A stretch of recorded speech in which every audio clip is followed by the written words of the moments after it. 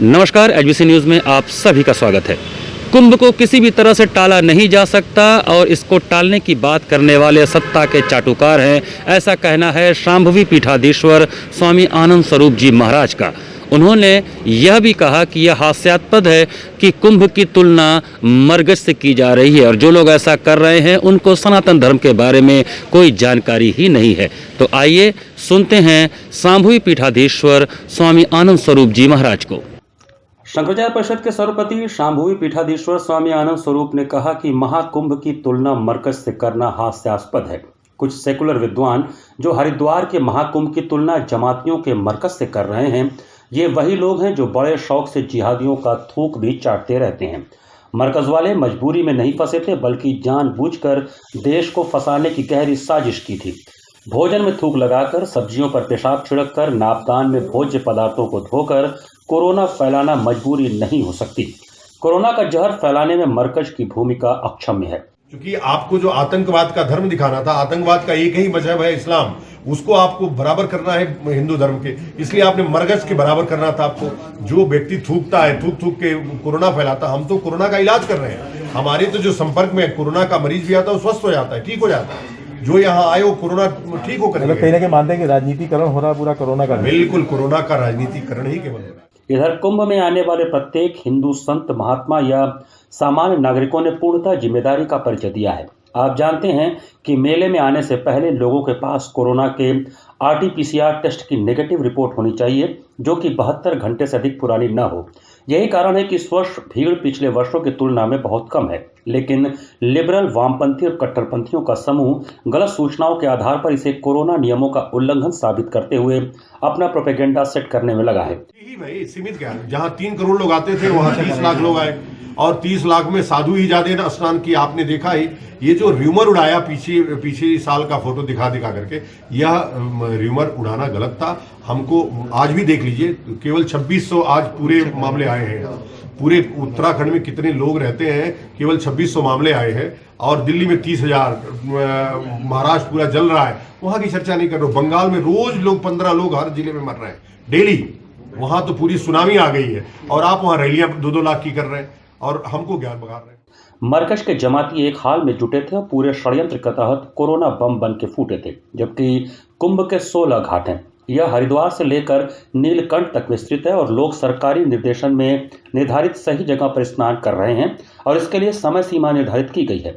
कुंभ का आयोजन इस वर्ष हुआ है, जबकि पिछले वर्ष का जो भयावह दिन याद होना चाहिए जब मौलाना साद व अन्य जमातियों ने देश को अंधकार में झोंक दिया था। 1 वर्ष हो गए, लाखों प्राण जाने के बाद भी देश अब तक मुक्त नहीं हो पाया है इन थूक चट्टों के प्रकोप से। ऐसी नीच हरकत कोई हिंदू संत महात्मा कर ही नहीं सकता। हमारे संत उत्तराखंड सरकार के कुंभ मेले के आयोजन के सख्त नियमों के पालन के साथ अपने धार्मिक कार्यों का संपादन कर रहे हैं। नागरिकों की सुरक्षा के लिए जो कड़े नियम बनाए गए हैं उनका पालन हम सुनिश्चित कर रहे हैं। जिन्होंने विसर्जन किया है, मैं किसी व्यक्ति का नाम नहीं ले सकता हूं, जिन्होंने भी यह विसर्जन की घोषणा की है, जिन्होंने राजनीति से प्रेरित होकर के यह निर्णय लिया है, चाटुकारिता की सीमा तक किया है, मैं उन्हें कालनेमी से ज्यादा कुछ नहीं कहूँगा। किन्हें कालनेमी कह रहे हैं? मैं नाम नहीं ले रहा हूं। जिन्होंने किया है, यह सामूहिक निर्णय होना चाहिए था और यह निर्णय एक व्यक्ति का नहीं होना चाहिए था, एक अखाड़े का नहीं होना चाहिए था, अखाड़ा परिषद का होना चाहिए था, शंकराचार्यों का होना चाहिए था। यह निर्णय इतना आसानी से लेकर के आपने मीडिया में अपनी सस्ती लोकप्रियता के लिए और प्रधानमंत्री के नजर में बहुत अच्छा बनने के लिए, एक पार्टी विशेष के नजर में बहुत अच्छा बनने के लिए आपने इसको कर दिया ताकि हमको भविष्य में व्यवस्थाएं अच्छी मिलती रहे। ये सब चीजें देखिए संतों को शोभा नहीं देती है। किसी संत को, जो पक्ष वाला भी है और जो विपक्ष वाला भी, दोनों की बातें मैं कर रहा हूं। स्वामी आनंद स्वरूप ने प्रतिबद्धता व्यक्त करते हुए कहा कि कुंभ स्थगित भी नहीं किया जा सकता। जिस तरह सूर्य की गति को स्थगित नहीं किया जा सकता, प्रकृति के नियमों को टाला नहीं जा सकता, उसी तरह से 12 वर्षों के बाद लगने वाले महाकुंभ को स्थगित नहीं किया जा सकता। यदि बंगाल का विधानसभा चुनाव स्थगित नहीं हुआ, रैलियों को टाला नहीं गया, उत्तर प्रदेश का पंचायत चुनाव तय समय सीमा में कराने की प्रतिबद्धता व्यक्त की गई, तो कुंभ को स्थगित करना, टालना या समापन की बात करना माना जाएगा कि यह सत्ता की चाटुकारिता का प्रतिफल है। लेकिन याद रखें, कुछ लोगों का निर्णय समस्त संत समाज का निर्णय नहीं हो सकता। हम लौकिक नहीं बल्कि पारलौकिक सरकार पर भरोसा रखने वाले संत हैं और हमारी सरकार कभी भंग नहीं होती। अनादिकाल से चल रही परंपरा को राजनीतिक हाथों की कठपुतली बन के रोक देना उचित नहीं है। कुंभ किसी भी दशा में स्थगित नहीं किया जा सकता क्योंकि श्रद्धालु पूर्णतः कोविड प्रोटोकॉल का पालन कर रहे हैं। कुंभ कोई मजाक का खेल नहीं है, उनके पॉकेट की चीज नहीं है कि जब चाहो खत्म कर दो। कुंभ काल गणना है और जब काल गणना समाप्त होगी तभी देवताओं का विसर्जन होगा। देवता उनके पॉकेट के व्यक्ति नहीं है कि जब चाहो आवाहन कर लो, जब चाहो विसर्जन कर लो। एक दूसरा, उनको मेरे ख्याल से शास्त्र का ज्ञान जिन्होंने विसर्जित किया है उनको नहीं है। अति उत्साह में प्रधानमंत्री को उनसे ज्यादा ज्ञान है। प्रधानमंत्री ने कहा कि यह कुंभ प्रतीकात्मक चलता रहे। उनको पता है कि देवताओं का विसर्जन ऐसे नहीं हो सकता है। अब उन्होंने इतने उत्साह में आ गए कि प्रधानमंत्री ने फोन कर दिया, उत्साह इतना हो गया कि उन्होंने उठा करके तुरंत विसर्जन कर दिया। अभी 2 दिन पहले जुनाक कह रहा था कि नहीं हम तो 26 का स्नान करेंगे। प्रधानमंत्री के प्रधानमंत्री वो प्रधानमंत्री जिन्होंने चुनाव में इतनी बड़ी बड़ी भीड़ को संबोधित कर रहे हैं, उनको कुंभ में ज्यादा भीड़ दिख रही है। जहां रोज बंगाल में हर जिले में 20-20, 15-15 लोग मर रहे हैं, वहां पे चुनाव आयोग और मोदी मिलकर के चुनाव करवा रहे हैं। तो अवधेशानंद जी महाराज को एक तो ये अधिकार नहीं है। कुंभ मेला कराने का अधिकार अखाड़ा परिषद को है। अखाड़े अपना प्रपोजल लेकर के 13 अखाड़े हैं, 13 अखाड़े जा करके उसमें 4 उदासीन के, 3 बैरागी के और 7 शैवों के, ये सब अखाड़े मिल करके ले जा करके प्रपोजल देते। अखाड़ा परिषद निर्णय लेता, निर्णय लेकर के शंकराचार्य को बताता, शंकराचार्य इसमें घोषित कर दी यह हमारी परंपरा है, यह शैवों की परंपरा है, यह शंकराचार्य की परंपरा है। जिन्होंने भी यह विसर्जन की घोषणा की है, जिन्होंने राजनीति से प्रेरित होकर के यह निर्णय लिया है, चाटुकारिता की सीमा तक किया, मैं उन्हें कालनेमी से ज्यादा कुछ नहीं कहूँगा। किन्हें कालनेमी कह रहे हैं? मैं नाम नहीं ले रहा हूं। जिन्होंने किया है यह सामूहिक निर्णय होना चाहिए था और यह निर्णय एक व्यक्ति का नहीं होना चाहिए था, एक अखाड़े का नहीं होना चाहिए था, अखाड़ा परिषद का होना चाहिए था, शंकराचार्यों का होना चाहिए था। यह निर्णय इतना आसानी से लेकर के आपने मीडिया में अपनी सस्ती लोकप्रियता के लिए और प्रधानमंत्री के नजर में बहुत अच्छा बनने के लिए, एक पार्टी विशेष के नजर में बहुत अच्छा बनने के लिए आपने इसको कर दिया ताकि हमको भविष्य में व्यवस्थाएं अच्छी मिलती रहे। ये सब चीजें देखिए संतों को शोभा नहीं देती है, किसी संत को, जो पक्ष वाला भी है और जो विपक्ष वाला भी, दोनों की बातें मैं कर रहा हूं। महाराज जी, आपको ऐसा नहीं लगता कि जब चूंकि कोरोना का काल चल रहा है तो शंकराचार्य परिषद का जो ये आश्रम है, शंकराचार्य ट्रस्ट का जो ये आश्रम है, पीछे भी हम पत्रकार वार्ता करना चाह रहे थे लेकिन मेरी भी व्यस्तता थी और आप सबकी व्यवस्था रहती है। आज खाली समय था तो मैंने सोचा कि थोड़ा संवाद किया जाए। कुंभ पर्व जो मेरी समझ में है वो इसलिए है कि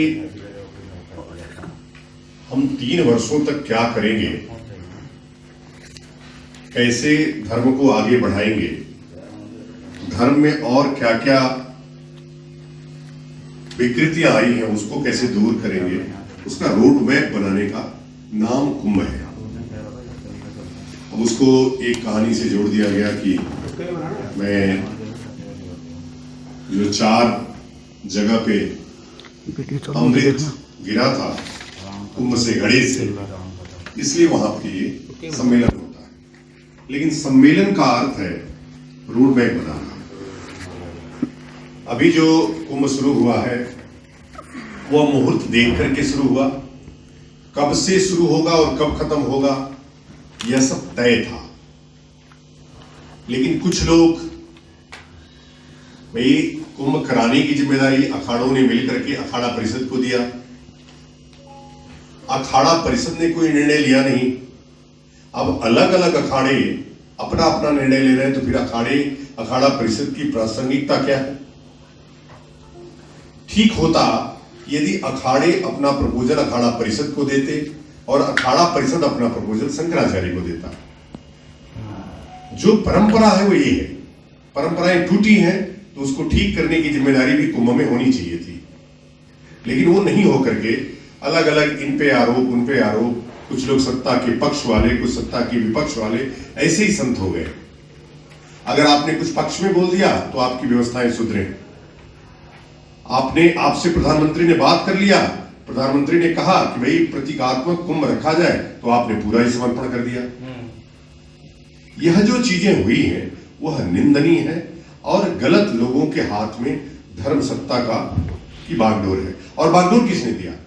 भैया आप तो स्वयंभू है, आचार्य महामंडलेश्वर कोई पद नहीं है, मठामनाय में इसका कोई जिक्र नहीं है। तो जिसका जिक्र मठामनाय में नहीं है उसकी स्वीकृति हम नहीं देते हैं, उसको हम भी स्वीकार नहीं करते। तो आचार्य महामंडलेश्वर क्यों बने, यह उस काल की बात है जब ज्योतिष पीठ पे संघर्ष चल रहा था और ज्योतिर्मठ पे कोई व्यक्ति, कोई शंकराचार्य नहीं थे। लेकिन जब शंकराचार्य हो गए तो इनको अपने आप समाप्त कर लेना चाहिए था। तो हम उसी को शंकराचार्य मानेंगे, हम उसी को व्यक्ति मानेंगे जिसका जिक्र आदि शंकर ने मठामनाय में किया है। जिसका जिक्र मठामनाय में नहीं है उस पद का कोई मतलब नहीं है, वो स्वयंभू पद है और उसकी हम कड़ी निंदा करते हैं। अब कल देखिए, एक व्यक्ति उठे, एक व्यक्ति ने पहले घोषित कर दिया कि आज से हमने कुंभ खत्म कर लिया। भाई आपने कुंभ खत्म कर लिया तो फिर आपकी जरूरत क्या थी? आप बीच से हट जाइए, बीच से बैठ कर लीजिए बनाइए। आपने कुंभ खत्म कर लिया तो फिर और अखाड़ों की क्या बात होती? अखाड़ा परिषद की का क्या प्रासंगिकता थी? मैं बार बार ये प्रश्न उठा रहा हूं, यहीं पे धर्म का जो वो है वो रुका हुआ है। आपने गलत व्यक्ति को धर्माचार्य चुन लिया है। जो व्यक्ति सत्ता के पक्ष में सर्वाधिक इसलिए बोलता है कि वह चाटुकारिता करेगा तो उसकी व्यवस्था है। अभी इस कुंभ में देखिए, जो मेलाधिकारी है वो किसके यहां चक्कर लगा रहा है? जो सत्ता के सबसे नजदीक व्यक्ति है। और सत्ता के नजदीक कौन व्यक्ति है? जिसको शास्त्र का ज्ञान ही नहीं है। जिसको शास्त्र का ज्ञान है उसके यहां सत्ताधीश लोग जा ही नहीं रहे, न उसको आगे कर रहे। तो यह जो जनता है वह मूढ़ है, मूर्ख है, अज्ञानी है, वो तो कुछ जानती नहीं है। अब ग्रहण है, सूर्य ग्रहण आज लगना है, तो सूर्य ग्रहण प्रधानमंत्री के कहने से तो नहीं रुक जाएगा, चंद्र ग्रहण प्रधानमंत्री के कहने से तो नहीं रुक जाएगा। तो कुंभ भी प्रधानमंत्री के कहने से कैसे विसर्जित हो सकता है? तो माननीय प्रधानमंत्री तो उनसे ज्यादा ज्ञाता है जिन्होंने विसर्जन कर दिया। उसने कहा कि यह कुंभ प्रतीकात्मक चलता रहे। ठीक है कि आप चौथे शाही स्नान में कभी स्नान नहीं करते हैं, तो ये फिर ढूंढ क्यों कर रहे हैं? आप कह दिए कि भाई हमने कभी, हमारी परंपरा रही है, हम चौथे पूर्णिमा में स्नान हम कभी शाही नहीं किए, अब नहीं करेंगे। अब नहीं करेंगे तो अखाड़ा परिषद ने उसको शाही स्नान घोषित क्यों करवाया? इसलिए कि मेला प्रशासन की जिम्मेदारी नहीं है मेला करवाने की, मेला करवाने की जिम्मेदारी अखाड़ा परिषद की है, इसीलिए अखाड़ा परिषद बना है। तो ये जो प्रश्न है यह अखाड़ा परिषद पे है और उन शंकराचार्यों पे भी है कि आपने यह डोर अपने हाथ में क्यों नहीं ली। चूंकि मेरा जो संगठन है शंकराचार्य परिषद, वह आदि जगत गुरु के नाम पे है। अब भ्रम में मत रहिए कि मैं भी कोई फर्जी शंकराचार्य बन गया हूं। मैं कोई शंकराचार्य नहीं हूं, मेरा शंकराचार्य से कोई दूर दूर तक संबंध नहीं है। यह आदि शंकर के नाम पे बनाई गई एक संस्था है जो उनके विचारों को, उनके महावाक्यों को लेकर के जन जन तक पहुंचाई जा रही है और पहुंच रही है। और इस तरह के प्रश्न जो आज प्रासंगिक, अब देखिए शंकराचार्य की पीठ न्यायपीठ है और स्वयं न्यायालय में चक्कर लगा रहे हैं। न्यायपीठ होने के बावजूद भी न्यायालय में चक्कर लगाने की क्या आवश्यकता है? अब मेले में बैठ करके हम क्यों नहीं कर सकते हैं कि 4 युवा सन्यासियों को शंकराचार्य घोषित कर दे? जो अब महामंडलेश्वर ज्ञानी नहीं है उनको हटा करके ज्ञानी महामंडलेश्वरों को नियुक्त करें, जो मंडली के ईश्वर है उनको ज्ञान ही नहीं है। तमाम ऐसे मंडलेश्वर है जिनको एक मंत्र भी याद नहीं है। तो जो संस्कृत का ज्ञाता नहीं, वो मंडलेश्वर कैसे बन गया? वो श्री महंत कैसे बन गया? वो महंत कैसे बन गया? पूरी परंपरा ही खराब हो गई है। तो इस परंपरा को ठीक करने के लिए ये 3 वर्षों पे कुंभ लगता है, उसका कोई काम नहीं होता है। हमने किस प्रधानमंत्री को सपोर्ट किया, हमने किस पार्टी को सपोर्ट किया, यदि यही काम था तो तुम घर रहते, जरूरत क्या थी संन्यास लेकर के भगवा पहनने? गंगा शुद्ध हुई कि नहीं, गंगा ठीक हुई कि नहीं, धर्म में कितनी विकृति आई, ये जो आक्रांता है हमारे गैर धर्मों के लोग, उनके लिए हमारे पास क्या रोड मैप है? भारत हिंदू राष्ट्र क्यों नहीं घोषित हो रहा है? इस पे चर्चा किसी ने नहीं किया। भारत हिंदू राष्ट्र क्यों नहीं होना चाहिए? 1947 में जब देश आजाद हुआ, देश का बंटवारा हुआ इस्लाम के नाम पर और एक राष्ट्र बना इस्लामिक रिपब्लिक ऑफ पाकिस्तान, तो दूसरा क्यों नहीं बना हिंदू रिपब्लिक ऑफ हिंदुस्तान? फिर से आपने डाल दिया और आज देखिए एक मौलाना ने बोला है कि अब तो मैं पाकिस्तान के लिए लड़ूंगा, 30 करोड़ हम हो गए, हमको एक पाकिस्तान दीजिए। वो तो होना ही था और होगा ही आगे। और आज भी जो सरकारें हैं, देखिए सरकार जो डेमोक्रेसी में जो गवर्नमेंट होती है वो नंबर पे काम करती है। जिसके पास वारी नंबर है उसके पक्ष में सरकार खड़ी रहती है। कल को हिंदू राष्ट्र की बात करने वाले लोग आज कह रहे हैं कि मुस्लिमों के बिना हमारा जो धर्म है वो अधूरा है। मैं मुस्लिमों का विरोधी नहीं हूं, मैं कुरान का विरोधी हूं, मैं इस्लाम का विरोधी हूं, इसलिए कि वह गलत रास्ते पे आपको ले जाता है, काफिरों के कत्ल का जिक्र करता है। तो मेरा मानना है कि इस कुंभ में हिंदू राष्ट्र की मांग उठनी चाहिए थी। वो मांग कहीं नहीं उठी, किसी अखाड़े से नहीं उठी। अखाड़ों में क्या है, लिफाफा किसने कितना दिया और कौन कितनी पुकार किया, यही सब हो रहा है अभी अखाड़े में। अखाड़े कभी भी इसके लिए नहीं थे। आप सोचिए, हुमायूं ने इसी हरिद्वार कुंभ में बैन लगा दिया था, लेकिन निर्माणी अखाड़े ने युद्ध लड़ा, युद्ध लड़ करके पुनः एक धर्म ध्वजा स्थापित किया। आपको याद है, आपको ज्ञात होगा, आप निर्वाणी में जाते होंगे तो वहां 2 धर्म ध्वजा लगती है। एक को उसने उखाड़ा वो धर्म ध्वजा और एक को हमने पुनर्स्थापित किया वो धर्म ध्वजा। वह अखाड़े थे जो युद्ध लड़ते थे राजाओं से, ना कि राजाओं की चाटुकारिता करते थे कि राजा ने कहा कि आप प्रतीकात्मक मेला करिए और हमने विसर्जन कर दिया इसलिए कि हमको बड़ा कहेगा। यह निंदनीय है और ऐसे लोगों से सावधान रहना है। यही असली में कालनेमी है, जो दिखते तो बहुत बड़े महात्मा हैं लेकिन वास्तव में, मैं आप लोगों से अपने परिवार की तरह बात कर रहा हूं और यह बात निश्चित रूप से समाज में भी जानी चाहिए। मुझे किसी से, मैं निर्भय व्यक्ति हूं, मुझे डरने की आवश्यकता नहीं। तो मैं ये जो कुंभ अभी प्रचारित है कि समाप्त हो गया, यह बिल्कुल निंदनीय है। इसको प्रतीकात्मक करने की जरूरत थी। मैं भी लोगों से आह्वान कर रहा हूं कि कोविड नियमों का पालन करते हुए आइए, स्नान करिए, हो सके तो घरों में रहिए और प्रतीकात्मक रूप से इस कुंभ को चलने दीजिए, कुंभ को रोकिए मत। और प्रशासन को भी पूरी जिम्मेदारी के साथ इस कुंभ को संपन्न पूर्णिमा तक करना चाहिए ताकि हमारे जो बैरागी लोग हैं वह स्नान संपन्न कर ले। इसलिए कि हमारे पास 3 अड़ियां उनकी भी हैं, 3 अखाड़ा परिषद में 3 लोगों भी हैं, 3 अखाड़े उनके भी हैं। आप उनकी चिंता नहीं की, आपने घोषित कर दिया। तो ये कोई मजाक नहीं है धर्म, और आपने मजाक बनाया इसलिए दुनिया भी मजाक उड़ा रही है। तो मैं बस इतना ही कहना चाहता हूं आप लोगों से कि जाकर के उनसे प्रश्न करिए कि यदि आपने विसर्जन किया तो आपने अखाड़ा परिषद से अनुमति लिया या अखाड़ा परिषद से आपने वो प्रपोजल दिया, आचार्य महामंडलेश्वर का पद कहां से आया, इसको क्यों ना अब समाप्त कर दिया जाए जबकि शंकराचार्य उस पर पदासीन हो गए हैं। प्रेयस मंत्र देने के लिए सेवर बना था और प्रेयस मंत्र देने का अधिकार सिर्फ शंकराचार्य को है। जब आपके पास दंड संन्यास नहीं है तो आप प्रेयस मंत्र किसी को कैसे दे सकते हैं।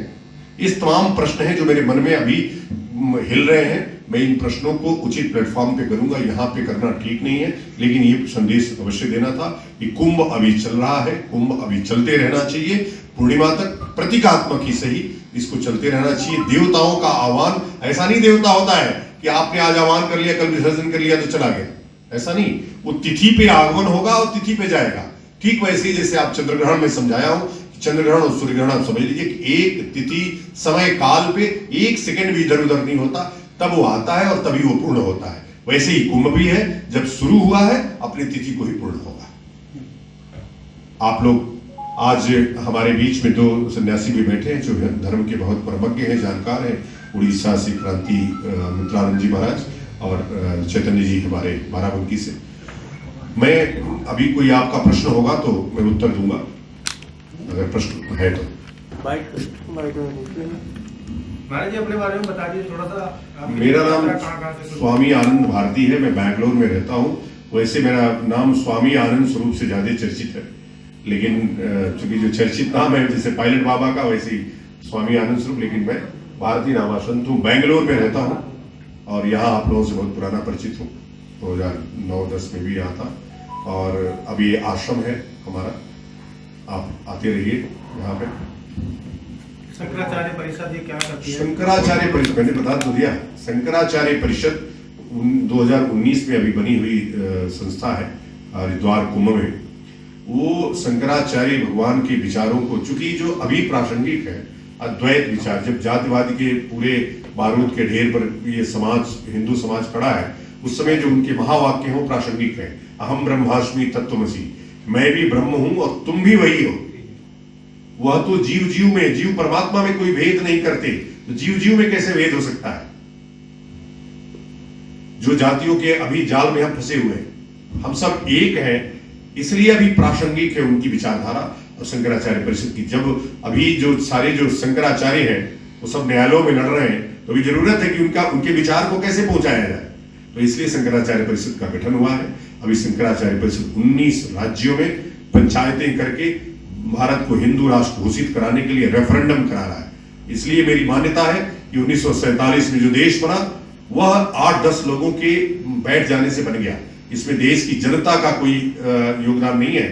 अब हम जाकर के हिंदू पंचायतें भी, पहले हमने पीछे अपने हरिद्वार में भी किया, हमने ऋषिकेश में किया, दिल्ली में किया, ऐसे लगभग 100 पंचायतें भी हो चुकी हैं और जारी हैं। इस थोड़ा कोरोना काल की वजह से रुक गए हैं। ये पंचायतें पूरे देश के कोने कोने तक होंगी। रेफरेंडम होगा, किस प्रकार का राष्ट्र बनेगा, कैसा हिंदू राष्ट्र होगा, उसमें किसको क्या